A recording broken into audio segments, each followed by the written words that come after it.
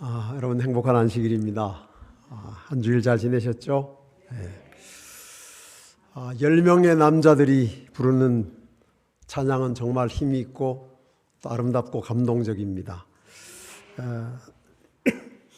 귀한 찬양의 고백을 하나님께서 받으시고 또 그 고백대로 살아갈 수 있는 믿음과 용기를 우리 모두에게 주시기를 간절히 바랍니다. 오늘 저녁에는 더 나은 삶으로의 초대, 네 번째 시간인가요? 네. 진리를 담은 그릇이라는 제목으로 우리를 더 나은 삶으로 초대하시는 하나님의 음성을 듣도록 하겠습니다. 저희 집 주방입니다.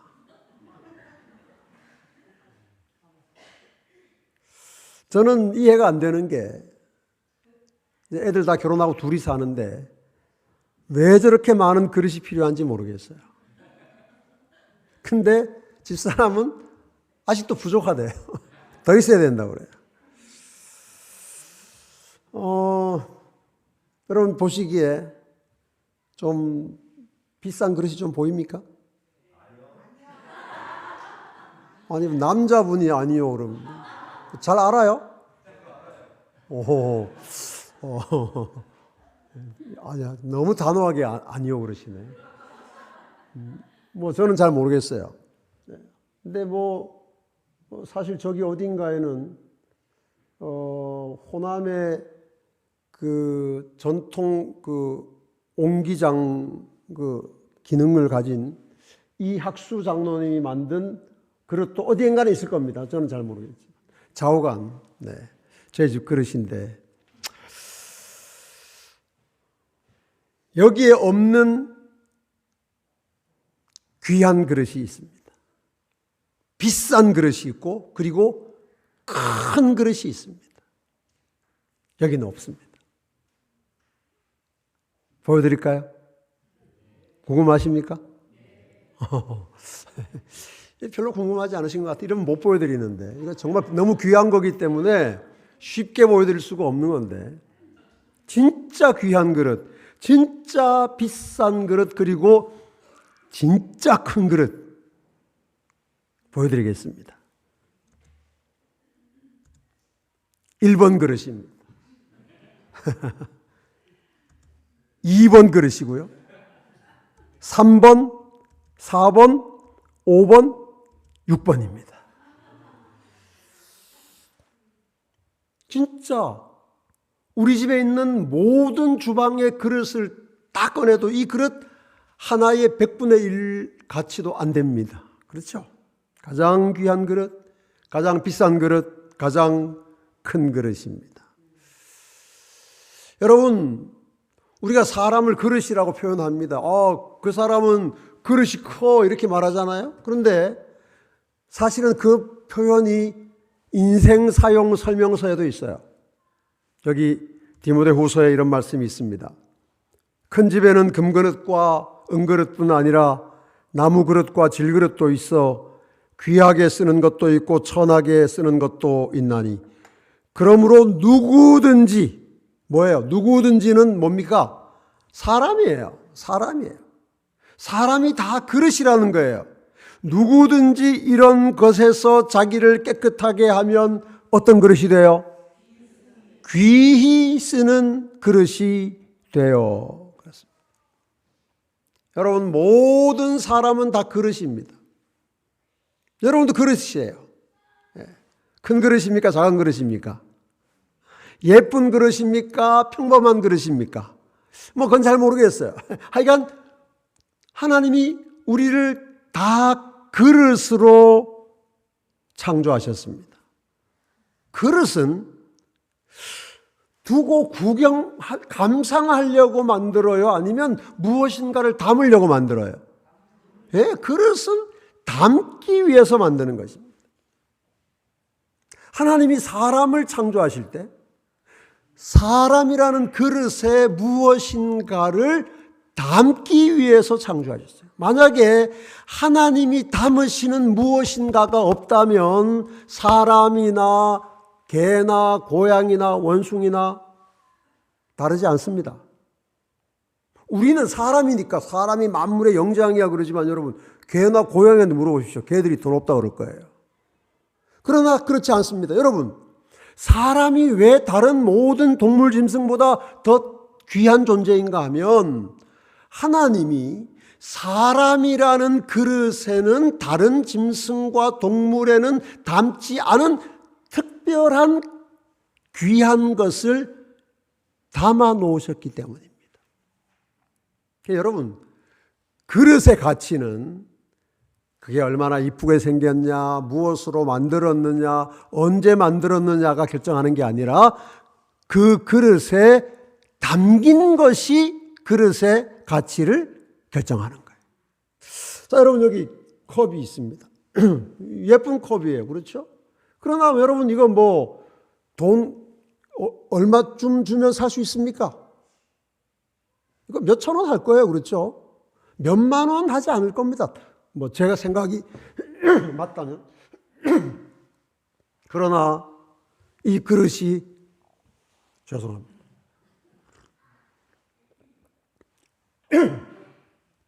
몇천 원짜리 컵이 몇십만 원짜리도 될 수 있고 몇백만 원짜리도 될 수 있고 몇천만 원짜리도 될 수 있습니다. 어떻게 해요? 어떻게 해요? 여기에 무엇을 담느냐에 따라서. 여기다가 여러분 금을 잔뜩 담아 놔 보십시오. 이 그릇의 가치는 한순간에 뭐 수백만 원, 수천만 원 될 수 있을 것입니다. 다이아몬드를 담으면 더 하겠죠. 그런데 여기다가 오줌을 담으면요. 한순간에 가치가 사라집니다. 흙을 담거나 쓰레기를 담는다면. 사람도 마찬가지입니다. 사람이 얼마나 귀하냐, 가치 있느냐 하는 것은 그 사람의 키가 몇 센치냐, 몸무게가 어떠냐, 몸매가 상관없습니다. 그 사람이라는 그릇에 무엇이 담겨 있느냐가 결정하는 거예요. 그런데 하나님께서는 사람을 만드실 때 도대체 무엇을 담기 위해서 사람이라는 그릇을 만드셨는가? 오늘 그것을 좀 살펴보려고 하는 것입니다. 자, 사람이 그릇이라면 사람이 모인 것을 교회라고 하는데 교회도 그릇입니다. 교회도 그릇이에요. 왜냐하면 교회는 사람들의 모임이기 때문에 그렇습니다. 각 개인이 작은 그릇이라면 교회는 큰 그릇입니다. 작은 그릇이든 큰 그릇이든 하나님께서는 그 그릇에 하나님이 원하시는 무엇인가를 담기 원하십니다. 무엇을 담으려고 하시는가? 여기 고린도후서 4장 7절 말씀 같이 읽겠습니다. 시작.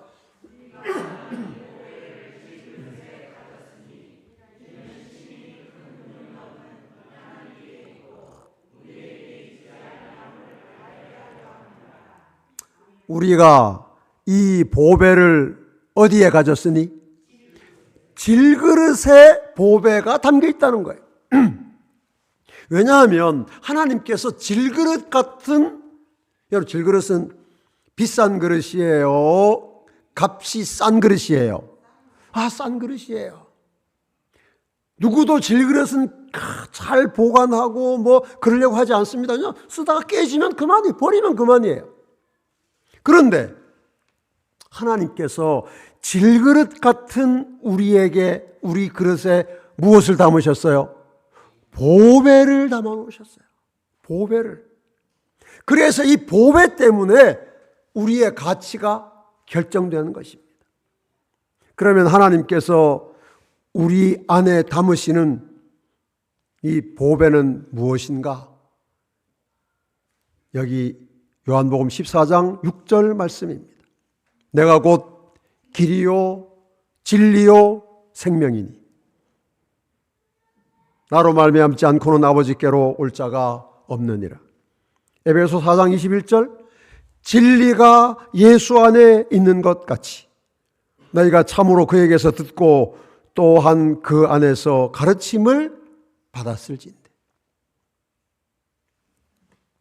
여러분, 하나님이 우리를 질그릇으로 만드셨지만 우리라고 하는 질그릇 안에 하나님께서 예수 그리스도라는 보배를 담으실 때 진리이신 예수님을 우리 마음 그릇에 담으실 때 비로소 우리는 진짜 귀하고 아름답고 가치 있는 그릇이 되는 것입니다.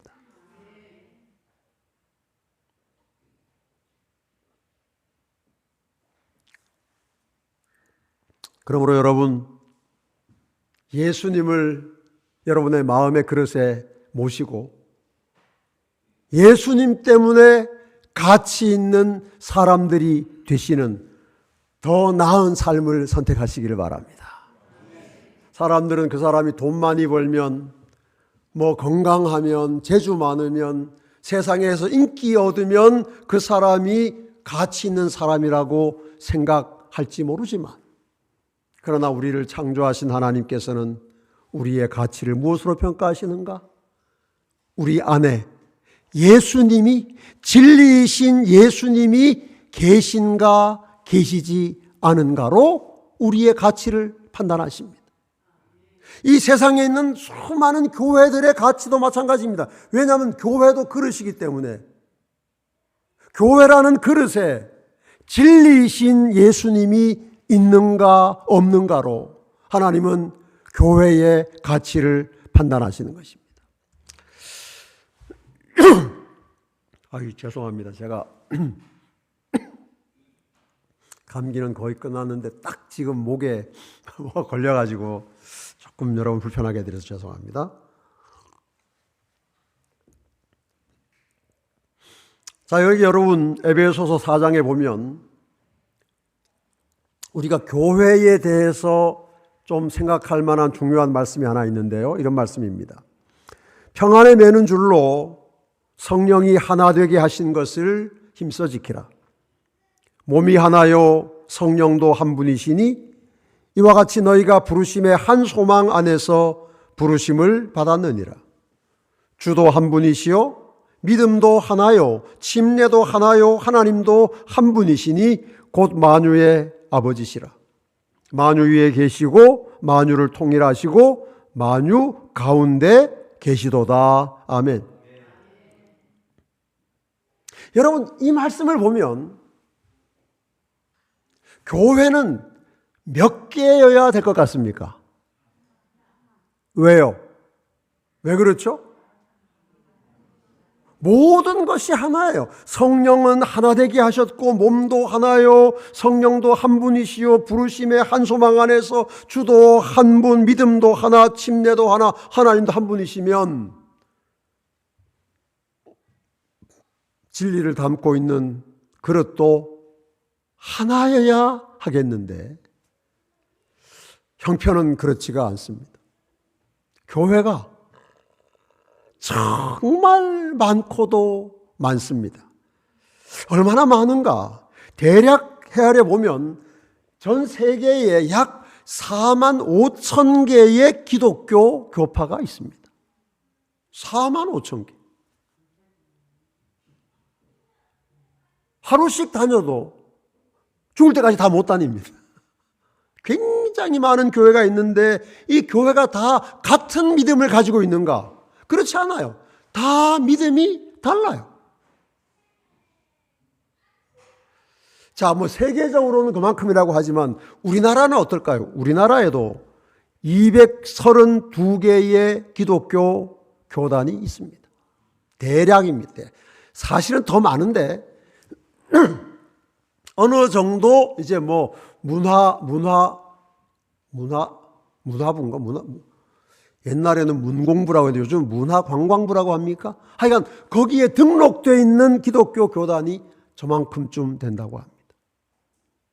그런데 이 교회들이 고백하고 가르치는 것이 서로 다릅니다.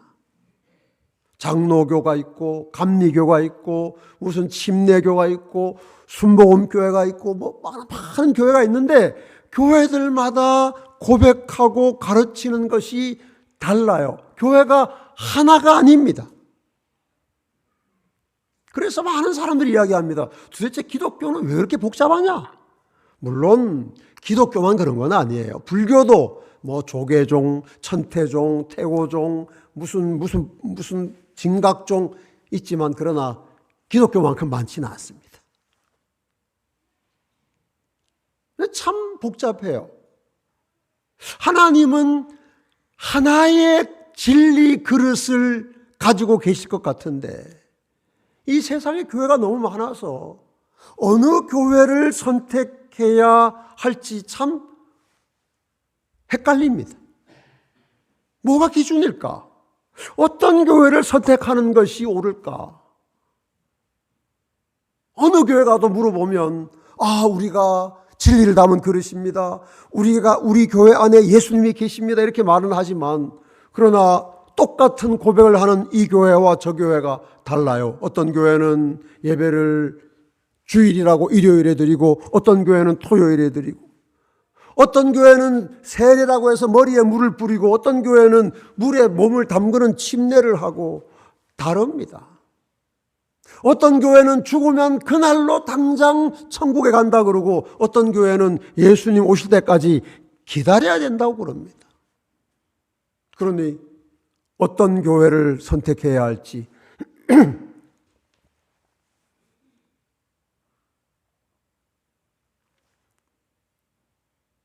그래서 여기 그림에 있는 사람처럼 여기 뭐 이 교회 저 교회 찾아가 보지만 그러나 모르겠어요. 어느 교회에 들어가야 이 교회가 진리를 담은 그릇이다라는 확신을 가지고 신앙생활을 할 수 있을지 모르는 것입니다. 그래서 기독교인들이 좋아하는 게 뭔가 하면 일단 목사님 설교가 좋아야 돼. 그래서 많은 사람들이 목사님 설교 찾아서 교회를 결정합니다. 뭐 그것도 크게 나쁜 건 아니지만 만약에 그 목사님의 설교가 진리를 담아내는 설교가 아니라면 그것은 위험한 선택일 수 있습니다. 뭐 어떤 사람들은 그 교회 밥 맛있어? 분당교회는 점심 맛있다면서요? 저 내일 엄청 기대하고 있습니다.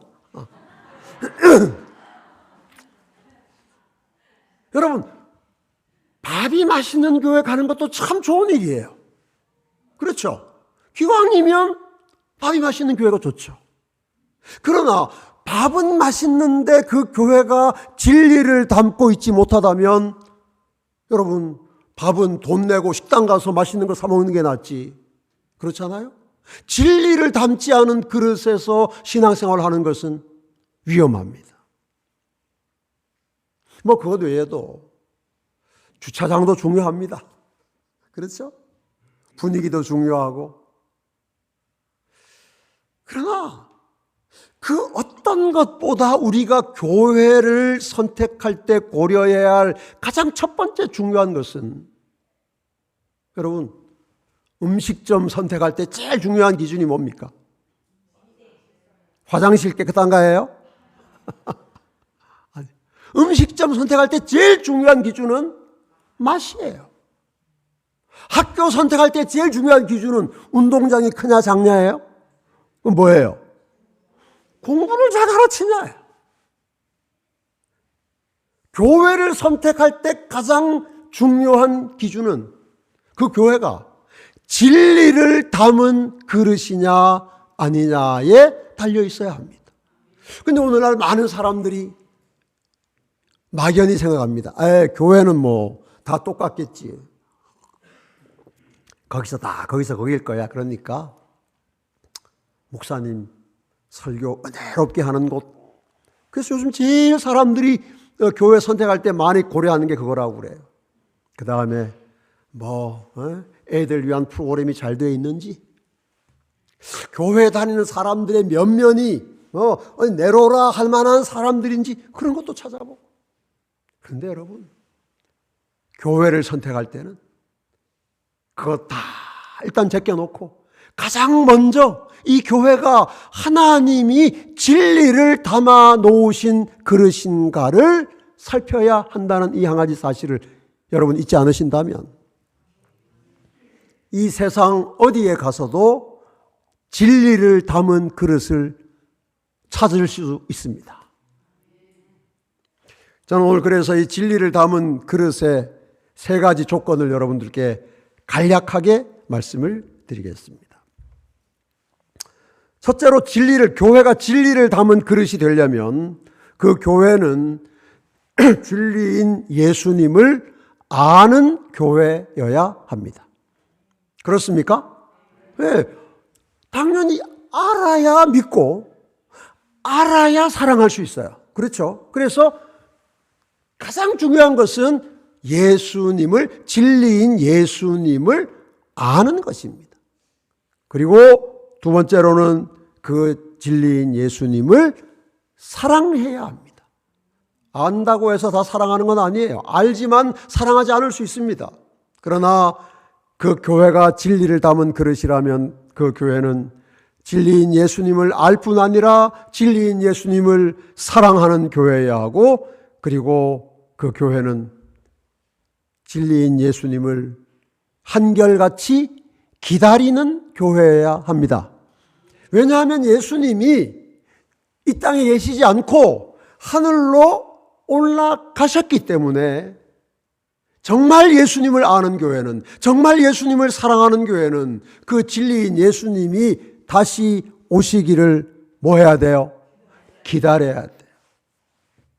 이 세 가지 조건, 물론 이 외에도 많은 것들이 있을 수 있지만 그러나 가장 중요한 이 세 가지 조건을 가지고 여러분이 이 세상에 있는 모든 교회들을 식별한다면 과연 이 교회가 진리를 담은 그릇인지 아닌지를 정확하게 분별해 내실 수 있을 것입니다. 그 교회가 한국에 있든 미국에 있든 뭐 러시아에 있든 중국에 있든 어디에 있든지 그 교회 이름이 무엇이든지 교회에 다니는 사람의 숫자가 많든지 적든지 상관없이 이 세 가지 기준을 가지고 교회를 살펴보면 이 교회가 진리를 담은 그릇인지 아닌지 알 수 있게 되는 것이죠. 이 세 가지를 간략하게 또 말씀을 드리도록 하겠습니다. 자, 첫째, 교회가 진리를 담은 그릇이 되려면 그 교회는 진리인 예수님을 온전히 알아야 합니다. 따라합시다. 진리인 예수님을 온전히 아는 교회. 온전히 안다고 하는 것은 부분적으로 알아서는 안 된다는 거예요. 자, 여기 여러분 요한복음 17장 3절 같이 읽겠습니다. 시작. 영생은 곧 유일하신 참 하나님과 영생은 예수 그리스도를 뭐 하는 거예요? 아는 거예요. 왜냐하면 알아야 사랑할 수 있고 알아야 믿을 수 있고 알아야 기다릴 수 있기 때문입니다. 모르면 못 사랑합니다. 모르면 못 기다립니다. 그래서 먼저 알아야 하는데 어떻게 알아야 돼요? 온전히 알아야 돼요. 다 알아야 돼요.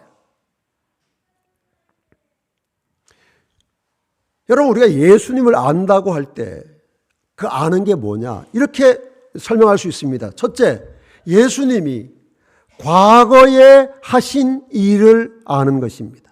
이건 예수님뿐 아니라 우리가 무엇이든지 안다고 할 때에는 이렇게 아는 것입니다. 특별히 사람은 이렇습니다. 여러분, 제가 여러분의 담임 목사님인 장창일 목사님을 안다고 할 때 제가 저분의 과거를 알아야 합니다. 강원도 동해에서 태어나가지고 뭐 동해 송정 초등학교를 다니고 뭐 어디 중학교 어디 다녔어요? 예? 광희중학교? 북평중학교? 그거 잘 모르겠어요. 자고한자고 그렇게 해서 뭐 삼육대학 가가지고 이렇게 과거에 어느 정도 그 사람의 과거를 알아야 돼요. 과거를 통해서 그 사람의 현재를 아는 것입니다. 현재를 통해서 그 사람의 미래를 확실히는 모르지만 어느 정도 알 수 있게 되는 것이죠. 우리가 예수님을 아는 것도 마찬가지입니다. 예수님이 과거에 하신 일을 알아야 하고 현재 하시는 일을 알아야 하고 미래에 하실 일을 알 때 우리가 예수님을 온전히 안다고 말할 수 있습니다. 이해하시겠어요? 오늘 여러분 제가 굉장히 중요한 말씀을 드릴 뿐 아니라 오늘 좀 깁니다. 오늘은 8시 30분에 안 끝나요. 그러니까 조바심 내지 마시고 그냥 편안한 마음으로 들으시기 바랍니다. 왜냐하면 이렇게 중요한 얘기를 대충 하면 끝날 수가 없어서 그래요. 자, 예수님을 안다고 할 때는 이 세 가지를 다 알 때 예수님을 안다고 하는 거예요. 이 중에 한 가지만 알아도 모르는 건 아닙니다. 두 가지만 알아도 모르는 건 아니지만 그렇게 아는 것은 예수님을 온전히 아는 게 아니라 어떻게 아는 거예요? 부분적으로 아는 거예요. 부분적으로. 여러분 제가 물어봅시다. 결혼하신 분들 많이 있는데 내가 남편을 이 세 가지 중에 한 두 가지 정도만 알아도 충분히 내가 안심하고 살 수 있다. 그런 분 혹시 계세요? 내가 남편의 과거는 알고 미래는 알지만 현재는 몰라. 그래도 괜찮아. 살 수 있어요? 현재도 알고 미래는 아는데 과거는 몰라. 살 수 있어요? 사람도 마찬가지입니다. 우리가 사람하고 친구를 사귀어도 과거, 현재를 다 알아야 친구를 사귀고 돈을 빌려줄 수 있고 할 수 있는데 우리의 영원한 생명을 맡기는 운명을 맡기는 예수님을 믿는 믿음에 있어서 이 중에 한 가지, 두 가지만 알면서 예수님을 안다고 하는 것은 그것은 아주 위험하고 잘못된 믿음이에요. 그래서 예수님을 안다고 하는 것은 예수님이 과거에 우리를 위하여 하신 일을 아는 것, 현재에 지금 우리를 위하여 하시는 일을 아는 것, 그리고 미래에 우리를 위하여 하실 일을 아는 것을 포함할 때 우리는 그것을 예수님을 온전히 아는 것이라고 말할 수 있게 되는 것입니다. 근데 여러분, 제가 왜 이런 뻔한 말씀을 드리는가 하면 여기 좀 보십시오. 오늘날 많은 기독교가 세계적으로 4만 5천 개가 있고 한국에만 232개가 있다는 기독교 교파가 혹은 교단이 예수님을 모르는 교회가 하나라도 있을까요? 다 예수님을 안다고 고백합니다. 그리고 그게 맞아요. 다 맞아요. 예수님을 모르는 교회는 존재할 수가 없죠. 그런데 문제는 무엇인가? 예수님을 알기는 아는데 어떻게 알아요? 부분적으로 알아요. 예수님을 온전히 알아야 온전히 믿을 수 있는데 예수님을 부분적으로 알면 어떻게 믿을까요? 부분적으로 믿습니다. 여러분, 이 땅에 있는 모든 기독교가 전 세계적으로 4만 5천 개의 교단이 한국에 232개의 교단이 예수님의 과거는 속속들이 알고 있습니다. 정확하게 압니다. 예수님이 우리를 위하여 하늘을 떠나서 이 땅에 오셔서 어린아이로 태어나신 것, 성육신하신 것, 예수님이 나사렛에서 30살까지 사시고 그 다음에 3년 반 동안 공생에 사시면서 완전히 죄와 싸워 승리한 무죄한 생애를 사신 것, 십자가에 달려 돌아가신 것, 부활하신 것, 승천하신 것 모르는 교회가 있을까요? 없을까요? 없습니다. 모든 기독교가 다 알고 있고 이 믿음에 근거해서 예수님을 믿는 것입니다. 그러므로 예수님의 과거의 사역을 아는 것에 있어서는 모든 기독교가 한결같습니다. 나아가서 예수님이 미래에 하실 사역을 아는 것도 어느 정도는 비슷합니다. 물론 이 점에 있어서는 좀 교파마다 달라요. 뭐 어떤 사람들은 예수님이 이미 왔다, 아니다, 올 것이다 이런 사람도 있지만 아무튼 대체적으로 예수님이 미래에 언젠가 재림하실 것이며 심판하실 것이고 천년왕국을 세울 것이고 새하늘과 새 땅을 우리에게 주실 것이라는 것을 대부분 알고 믿습니다. 그런데 문제는 예수님의 현재에 대한 지식입니다.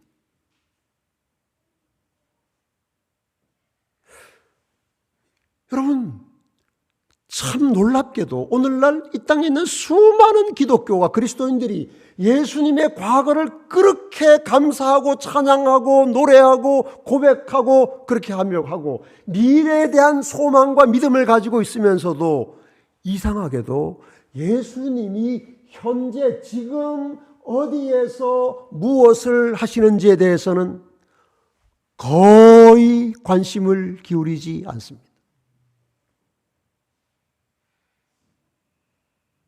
그리고 모릅니다. 저게 무슨 말일까? 조금 의아하신 분이 있을 거예요. 여러분, 제가 한번 이런 말씀을 드려보겠습니다. 우리나라에 하루 종일 복음을 전하는 방송이 TV, 기독교 CBS 방송도 있고요. CTS라는 것도 있고요. 구TV라는 것도 있습니다. 유선 방송, 텔레비전 이런 것들이 있고, 그 다음에 극동방송이라는 라디오 방송도 있고요. 또 CBS라는 기독교 방송도 있습니다. 여기서는 거의 하루 종일 찬송가, 성경 공부, 설교 내보냅니다.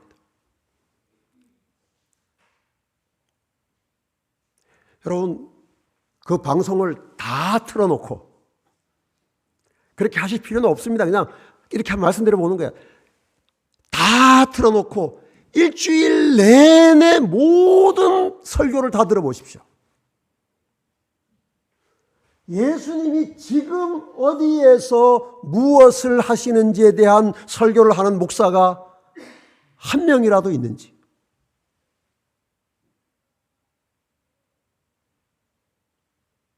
여러분, 그렇게 하실 필요가 없습니다. 왜냐하면 아무도 없기 때문에. 그런데 만약에 제 말을 못 믿으시면 한번 해보시기 바랍니다. 한 주일을 하셔도 되고 한 달을 하셔도 되고 1년을 해도 됩니다.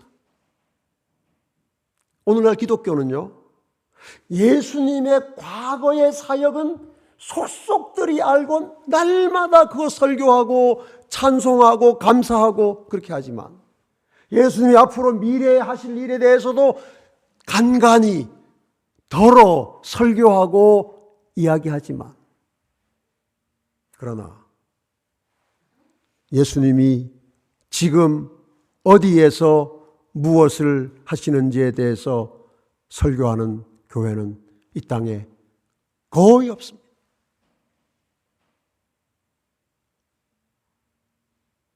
놀랍게도 그런데도 그들이 정말 예수님을 사랑한다고 고백합니다.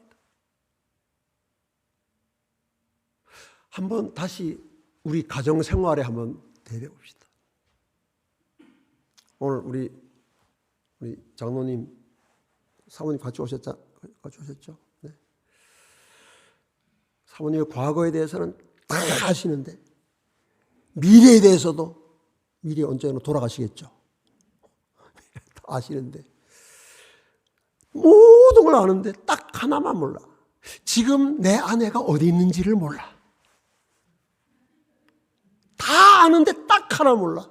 지금 어디 있는지 몰라. 어떻게 살아가실만 하겠습니까? 오늘날 기독교가 이렇게 돼 있어요. 그래서 사실은 예수님을 잃어버린 교회예요. 여기 제가 모르지만 아마 장로교나 감리교나 그런 신앙 배경에서 생활하시다가 재림 신앙을 받아들이신 분은 분명히 계실 텐데 한번 그분들에게 물어보십시오. 재림 교인이 되기 전에 예수님이 지금 하시는 사역에 대해서, 지금 예수님이 하늘 지성소에 계시며 우리를 위하여 중보하고 마지막 속죄의 심판을 하신다는 기별을 들어본 적이 있는가? 없습니다.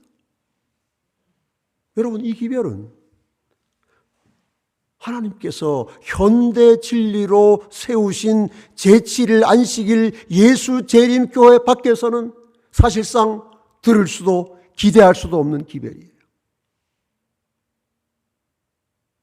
여러분, 온 세상 기독교가 예수님을 부분적으로 알고 부분적으로 믿지만, 여러분, 여기 예수님을 온전히 알고 온전히 믿는 교회가 있습니다. 예수님이 과거에 하신 일을 근거해서 예수님이 현재 하시는 사역을 분명히 이해하고 그 현재 사역에 근거해서 예수님이 미래에 하실 일을 믿고 기다리는 교회가 이 땅에 있습니다. 그 교회가 제7일 안식일 예수 재림교회입니다.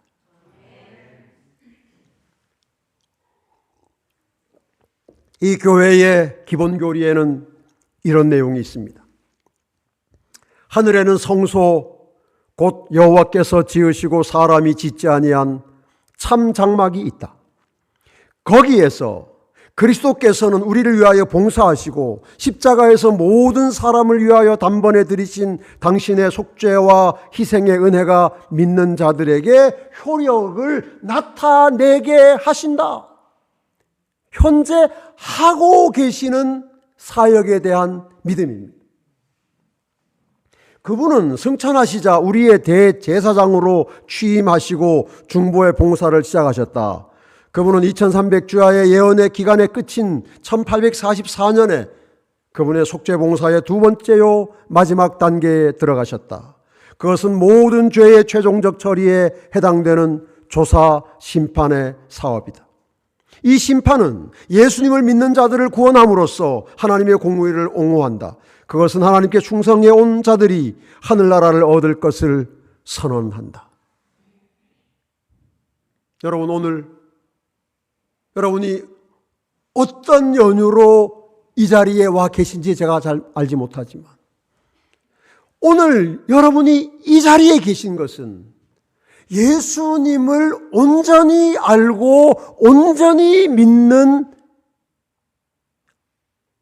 진리를 담은 그릇의 일원으로 여러분이 이곳에 계시다는 사실을 믿으시기를 바랍니다. 이 세상 어느 교회에서도 우리에게 줄 수 없는 복음이고 기별입니다. 여러분, 세상에 두 종류의 교회가 있습니다. 45,000개가 아니라 232개가 아니라 사실은 딱 두 종류의 교회가 있습니다. 한 교회는 예수님의 현재 사역을 모르기 때문에 사실상 예수님을 잃어버린 교회입니다. 이 교회가 예수님의 과거는 압니다. 예수님의 미래에 대한 어느 정도의 지식도 있습니다. 그러나 예수님이 지금 어디에서 무엇을 하시는지를 알지 못하기 때문에 그들의 신앙은 철저하게 과거에만 갇혀 있습니다. 보십시오, 여러분. 이 세상의 모든 목사들이 하는 설교는 언제나 예수님이 이 땅에서 하신 일에서 벗어나지 않습니다. 물론 중요하죠. 그러나 우리가 예수님을 그렇게 부분적으로 알아서는 안 되는 거예요. 사실은 예수님이 과거에 우리를 위하여 하신 일보다 더 중요한 것은 예수님이 지금 우리를 위하여 하시는 일입니다. 여러분, 제가 장창일 목사님에 대해서 과거에 대해서 아는 것도 좋은 일이지만 그러나 사실 과거는 잘 몰라도 괜찮아요. 지금이 중요하죠, 지금이. 그래야 밥이라도 한 끼 얻어먹을 수 있고 제가 선배라고 뭐 한마디 할 수도 있고 그런 거 아니겠어요? 그런데 과거는 다 아는데 저분이 지금 어디 있는지 모르면 그 과거의 지식이 저분과 저의 관계에 무슨 도움이 되며 무슨 의미가 있겠습니까? 오늘날 이 세상에 예수님 믿는 많은 사람들의 믿음이 그렇게 되어 있어요. 예수님의 과거는 자세히 아는데 예수님의 현재를 모르니까 예수님과 살아있는 관계를 맺을 수가 없는 것입니다. 뭐만 해요? 제사만 지내는 거예요. 기념만 하는 것입니다. 예수님 옛날에 이러셨대 저러셨대. 우리에게 필요한 신앙은 예수님이 과거에 그렇게 하신 것을 늘 추억하는데 먹는 것이 아니라 오늘 예수님과 살아있는 관계 속에서 살아가는 것입니다. 다행히도 여러분, 이 땅에는 예수님의 현재 사역을 알고 예수님을 따라가는 교회가 있습니다. 제7일 안식일 예수재림 교회예요. 그러므로 여러분, 이 교회가 이 세상에서 그렇게 많은 사람들이 찾는 교회가 아닐지라도 이 교회의 목사님의 설교가 가장 은혜롭고 감동적이고 내 마음에 늘 행복을 주는 설교가 아닐지라도 이 교회의 점심이 그렇게 맛있지 않을지라도 주차장이 없어서 주차가 참 힘들고 복잡할지라도 여러분, 중요한 것은 이 교회가 하나님이 담으신 진리를 그대로 담고 있느냐, 진리를 담은 그릇인가. 여러분, 이 교회가 진리이신 예수님을 온전히 아는 교회라는 사실을 확인하셨다면 여러분은 이 교회와 함께 영원한 운명을 함께 하시기를 간절히 바랍니다. 그것이 더 나은 삶을 선택하는 것입니다. 두 번째로, 교회가 진리를 담은 그릇이 되려면 제가 물이 좀 부족할 것 같아요. 조금 더 주십시오. 예수님을 사랑하는 교회여야 합니다. 요한복음 14장 15절, 너희가 나를 사랑하면 나의 계명을 지키리라.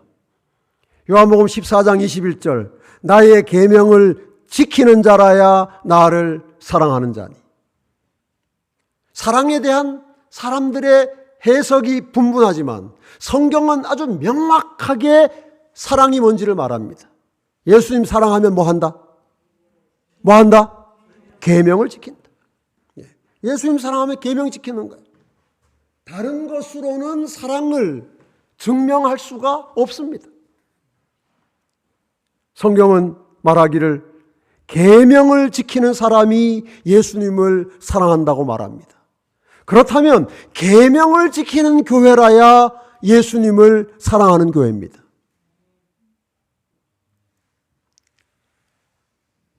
나의 계명은 10계명입니다. 10계명은 하나님을 사랑하라는 4계명과 사람을 사랑하라는 6개의 계명으로 이루어져 있는데 하나님을 사랑하라는 4번째 계명이 안식일을 거룩하게 지키라는 계명입니다. 그런데 놀랍게도 여러분, 이 세상에 이 계명을 노골적으로 부정하고 지키지 않는 교회들이 있습니다. 그렇다면 그 교회는 예수님을 사랑하는 교회입니까? 사랑하지 않는 교회입니까? 예수님을 사랑하지 않는 교회라면 그 교회는 진리를 담은 그릇입니까? 진리를 담지 않은 그릇입니까? 그러므로 여러분, 명백하게 안식일을 거룩하게 지키지 않는 교회는 예수님을 사랑하지 않는 교회이고 그 교회는 진리를 담지 않은 그릇입니다. 여러분, 여기 온 세상의 기독교가 거의 공통적으로 권위 있게 받아들이는 웨스트민스터 대교리 문답에 보면 이런 내용이 있습니다. 하나님이 7일 중 어느 날을 매 주간의 안식일로 정하셨습니까? 답, 세상 시작으로부터 그리스도의 부활까지는 하나님이 그 주간의 7째 날을 주간의 안식일로 정하셨고 그 후로부터 세상 끝날에 이르기까지는 그 주간의 첫날로 명하셨으니 이 날이 바로 그리스도인의 안식일입니다. 문제는 이런 내용이 하나님이 쓰신 인생 사용 설명서에 없다는 거예요. 그래서 하나님이 주신 인생 사용 설명서대로 예수님을 사랑하지 않는 교회는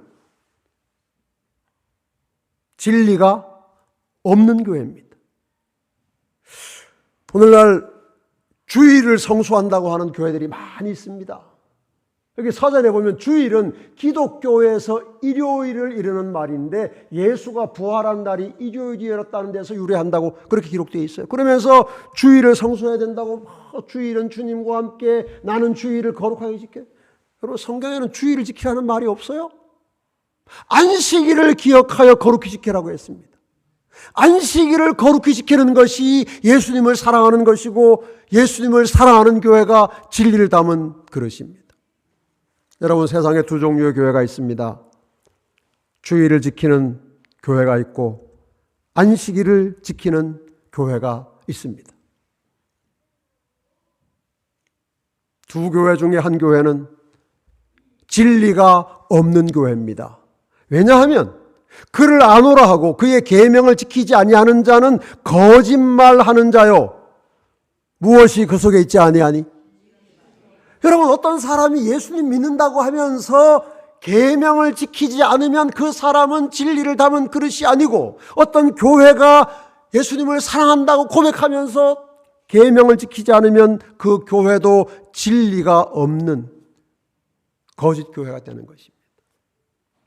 그래서 우리가 이 땅에서 진리를 담은 그릇을 찾는 것은 그렇게 어렵지 않습니다. 먼저 진리이신 예수님을 온전히 아는 교회를 찾은 다음에, 예수님의 과거와 현재와 미래를 아는 교회를 찾은 다음에 그 교회가 계명을 지킴으로 예수님을 사랑하는지를 확인하면 되는 것입니다. 그런 교회가 별로 많지 않아요.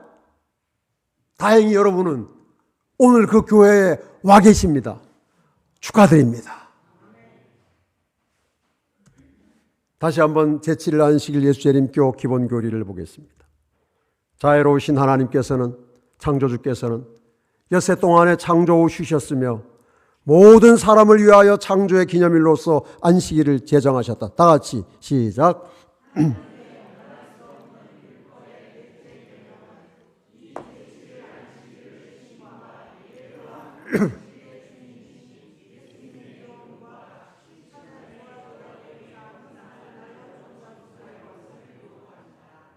여러분, 안식일을 지키는 것은요, 10가지 계명 중에 하나를 지키는 의미가 아니라, 안식일 지키는 것은 예수님을 사랑한다는 우리의 고백이고, 예수님을 사랑할 때 우리는 진리를 담은 그릇으로 이 땅에 존재하게 되는 것입니다. 오늘 다시 우리가 안식일을 맞이했지 않습니까? 여러분, 계명에 순종함으로, 안식일을 기억하여 거룩히 지킴으로 예수님을 사랑하시고 진리교회의 일원으로서, 진리를 담은 그릇으로서 더 나은 삶을 살아가시는 지혜로운 하나님의 자녀들이 되시기를 간절히 바랍니다. 세 번째로, 교회가 진리를 담은 그릇이 되려면 진리인 예수님을 기다려야 합니다. 왜 기다려야 하는가? 예수님이 내가 다시 와서 너희를 내게로 영접하여 나 있는 곳에 너희도 있게 하리라고 하셨기 때문에 예수님이 다시 오지 않으면 우리는 예수님이 계신 곳으로 갈 수가 없어요. 그래서 기다려야 합니다. 데리러 오실 때까지 기다려야 돼요.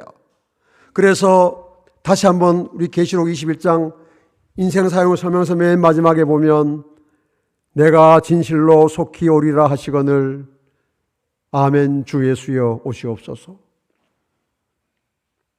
이게 예수님을 알고 예수님을 사랑하는 사람들이 이 땅에서 나타내야 할 그들의 삶의 자세예요. 뭐 하는 겁니까? 기다리는 거예요. 기다리는 거. 근데 여러분, 모든 기독교가 예수님의 재림을 기다릴까요? 그럴 것 같죠? 그런데 예수님을 기다릴 필요가 없는 교회가 사실 세상에 훨씬 더 많습니다. 여기 다시 웨스트민스터 교리 문답에 보면 이렇게 되어 있어요. 신자의 영혼은 그들이 죽을 때에 완전히 거룩하게 되어, 그 다음 뭐래요? 즉시 영광 중에 들어가고. 무슨 말인 줄 아세요? 죽는 즉시로 하늘에 간다는 거예요. 즉시로 하늘에 가요. 여러분, 신자가 죽는 즉시로 하늘에 간다면 예수님이 우리를 데리러 이 땅에 꼭 오셔야 될까요? 안 오셔도 될까요? 안 오셔도 될 것 같아요. 이미 하늘에 가서, 천국에 가서 영광 중에 살고 있는데, 그렇잖아요?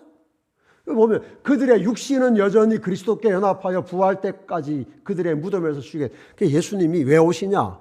우리의 영혼이 하늘에 가 있으면 재림하실 때 그 영혼을 다시 가지고 와서 땅에 있는 육신하고 탁 이렇게 맞춰가지고 다시 하늘. 왜 그래요? 육신 없이도 하늘에서 잘 살고 있는데. 사실 여러분, 오늘날 대부분의 교회는 예수님을 기다린다고 말하지만 실제로는 예수님을 기다릴 필요가 없는 믿음을 가지고 있습니다. 여기 좀 보십시오. 이 교회 아십니까? 세계에서 제일 큰 교회입니다. 여의도 순복음교회죠. 지금도 뭐 교인이 한 50만, 60만 될 거예요. 많을 때는 80만까지 갔었습니다. 지금 지교회로 많이 나눠요. 여러분, 이 세계에서 인류 역사상 가장 큰 교회입니다. 이 교회가 진짜 단일 교회로는. 이 교회를 이렇게 크게 일으킨 분이 조용기 목사님이에요. 이분이 2021년에 돌아가셨는데 그때 이분 돌아가신 다음에 장례식 사진입니다. 그 여의도 순복음교회 예배당 강단에다가 저렇게 이제 빈소를 하게 장례식 사진. 때로 저 위에 저 스크린을 보십시오. 뭐라고 써져 있습니까? 조용기 원로 목사 천국 무슨 예배? 환송 예배. 무슨 뜻이에요? 우리 목사님이 어디로 가시니? 천국으로 올라가시니 뭐 하자? 환송해 드리자. 환송.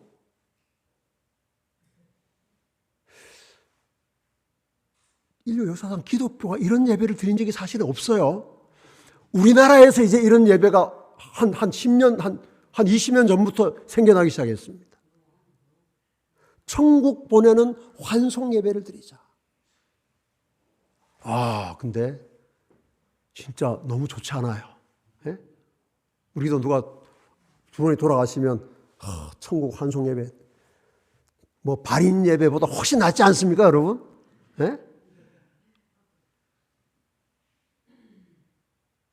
근데 문제는 인생 사용 설명서에 이렇게 돼 있지 않다는 거예요. 새로 보십시오.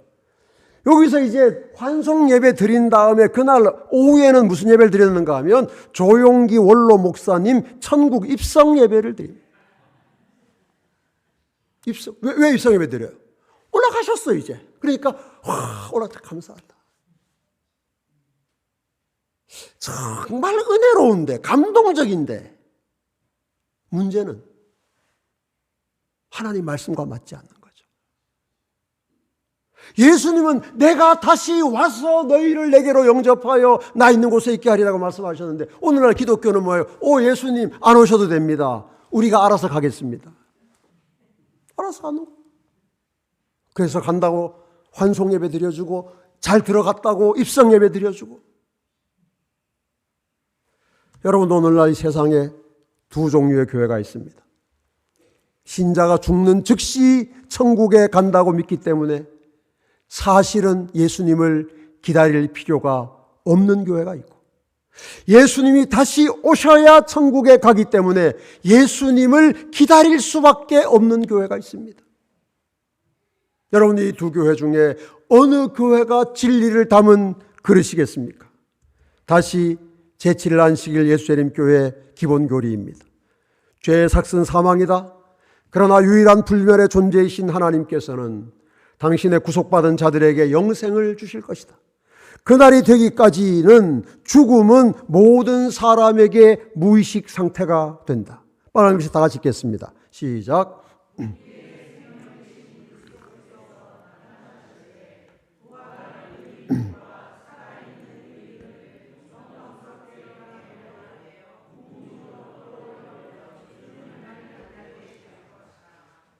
저는 오늘 여러분에게 진리를 담은 그릇의 세 가지 특징을, 조건을 말씀드렸습니다. 첫째, 현재 하늘 지성소에서 우리를 위하여 속죄하시는 대제사장이신 예수님을 온전히 아는 교회. 둘째, 넷째 계명을 포함한 10계명을 지킴으로 예수님을 사랑하는 교회. 셋째, 다시 오시는 예수님을 기다리는 교회입니다.